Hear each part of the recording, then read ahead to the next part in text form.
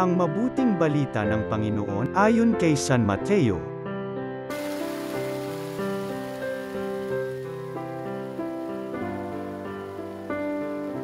Si Jesus ay ipinanganak sa Bethlehem ng Judea noong kapanahunan ni Haring Herodes.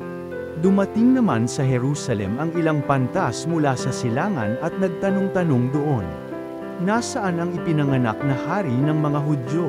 Nakita namin sa silangan ang kanyang tala at naparito kami upang sambahin siya." Nang mabalitaan ito ni Haring Herodes, siya'y naligali, gayon din ang buong Jerusalem. Kaya tinipon niya ang lahat ng punong saserdote at mga eskriba sa Israel at itinanong sa kanila kung saan ipinanganak ang Mesiyas. "Sa Bethlehem po ng Judea," tugon nila. "Ganito ang sinulat ng propeta. At ikaw, Bethlehem, sa lupain ng Juda, ay hindi nahuli sa mga pangunahing bayan ng Juda. Sapagkat sa iyo lilitaw ang isang pinuno na mamamahala sa aking bayang Israel." Nang mabatid ito, lihim na ipinatawag ni Herodes ang mga pantas at itinanong kung kailan lumitaw ang mga tala. At pinalakad niya sila patungong Bethlehem matapos pabilinan ng ganito, "Humayo kayo at inyong hanaping mabuti ang sanggol.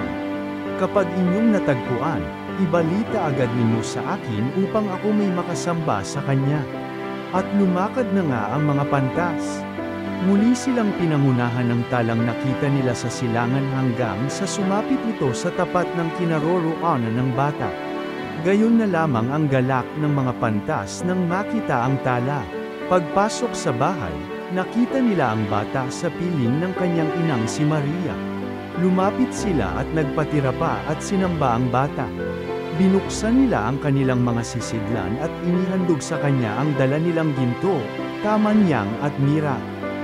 Nang sila'y pabalik na, sinabi sa kanila ng Diyos sa pamamagitan ng panaginip na huwag na silang babalik kay Herodes.